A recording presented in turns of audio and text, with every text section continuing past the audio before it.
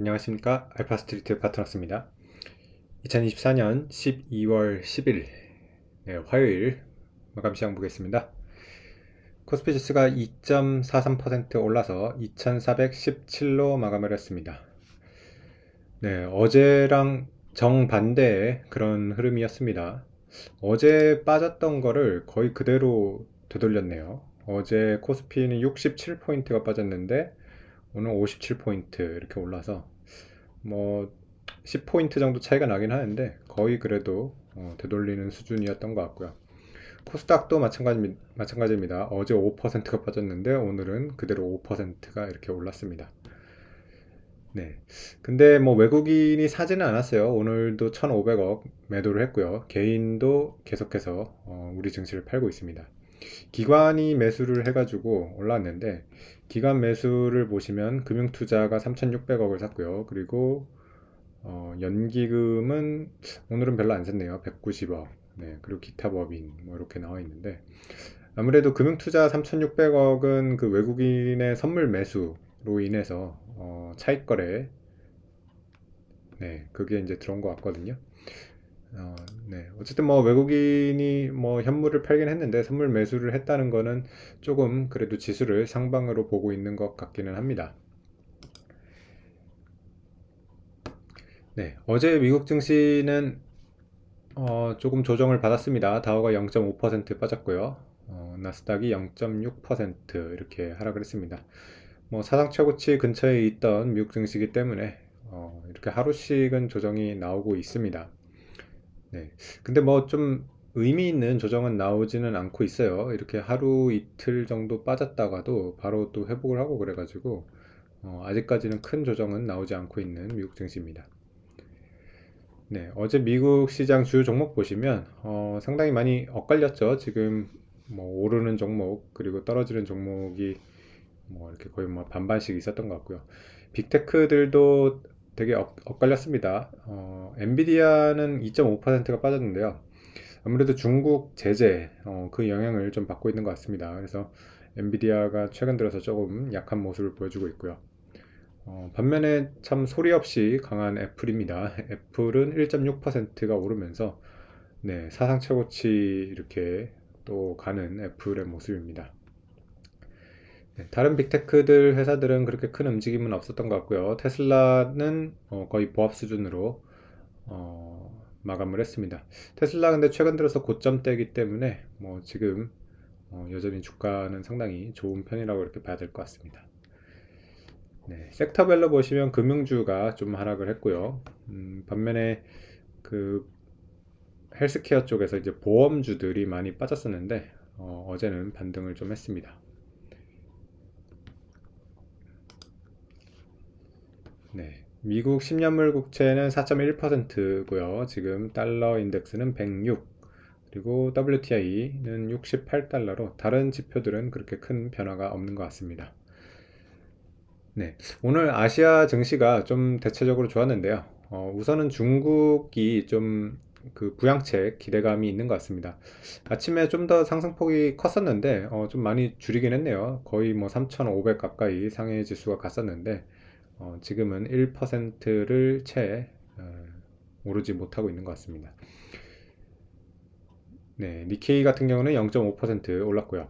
우리 증시 같은 경우는 뭐 워낙 많이 빠졌기 때문에 좀 되돌림이 오늘 좀 크게 이렇게 나왔던 것 같고요. 확실히 좀 정치적인 이런 지금 불확실성이 아직 진행 중이긴 한데 피크는 조금 지나가는 것 같고요. 이제 앞으로 좀 안정이 돼서 좀 올라갈 일만 남았으면 좋겠습니다. 오늘 좀 괜찮은 그런 또 리포트가 나왔는데 맥커리에서 이런 리포트를 냈습니다. 탄핵 정권 교체 시에 민주당의 상법 개정안이 통과 가능성이 높다. 네. 지금 주식 투자자들이 가장 기다리고 있는 거는 사실 요거죠. 상법 개정안. 네. 상법 개정안이 돼야지 우리 증시가 좀 정상화가 될 수 있을 거라고 보는데 사실은 이번에 그런 비상계엄 그리고 이런 정치적인 혼란 때문에 주식시장이 굉장히 피해를 많이 봤는데 이런 게 좀 전화 위복이 돼서 만약에 우리 시장이 이렇게 좀 선진화가 되고 그렇게 된다면 뭐 오히려 뭐 잘된 일이 될 수도 있으니까요. 뭐 이런 것들이 잘 진행이 되는지 좀 지켜봐야 될 것 같습니다.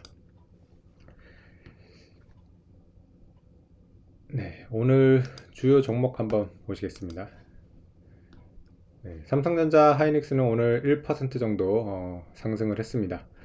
네, 뭐 반도체가 지금 뭐 레거시는 굉장히 좀 안 좋아지고 있고 그렇긴 한데 워낙 뭐 가격적인 조정을 많이 받았고요. 그리고 HBM 같은 경우는 아직 뭐 그렇게 꺾이는 건 아니거든요. 네, 그러다 보니까 뭐 하이닉스 같은 경우도 조금 그래도 반등을 할 수 있지 않을까. 네, 그렇게 기대를 하고 있습니다. 네, 오늘 상승폭이 컸던 종목은 어제 하락했던 종목들이 대부분 다 상승이 컸어요. 네, 그대로 되돌리는 그런 모습이었는데요. 워낙 이렇게 많이 빠졌던 종목들이다 보니까 좀 가격적인 메리트는 있는 것 같습니다. LG화학이 오늘 8.7% 이렇게 올랐고요. 포스코홀딩스 같은 경우도 6.9% 네, 이렇게 올랐습니다.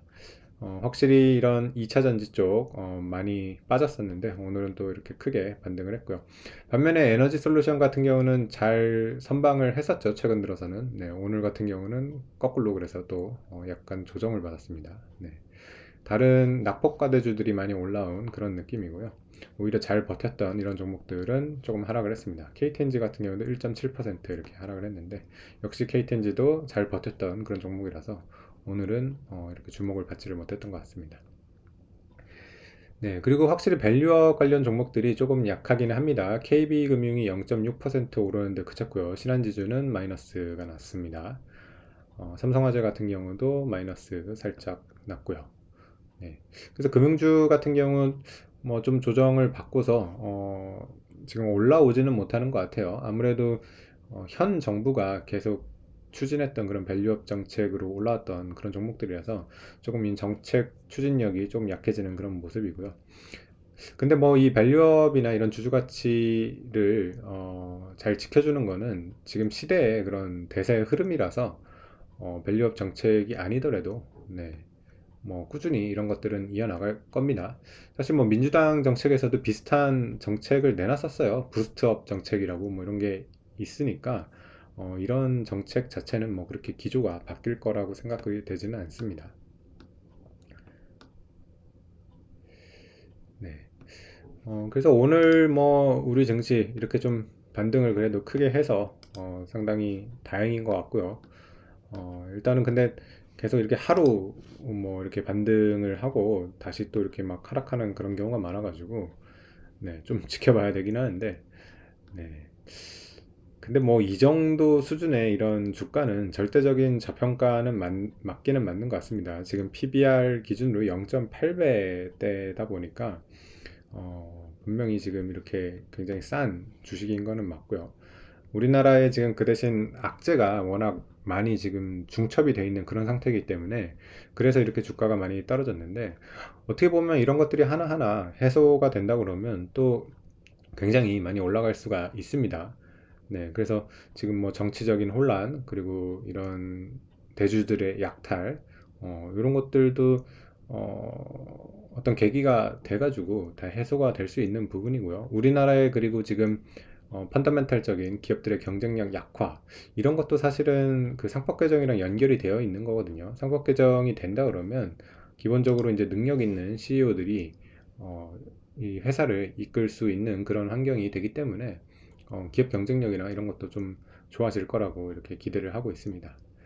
네, 그래서 뭐 하루지만은 좀 그래도 우리 증시가 희망을 그렇게 볼 수 있다는 그런 거를 좀 보여준 오늘 하루 움직임이었던 것 같습니다. 네, 오늘 시간은 여기까지 하겠습니다. 감사합니다.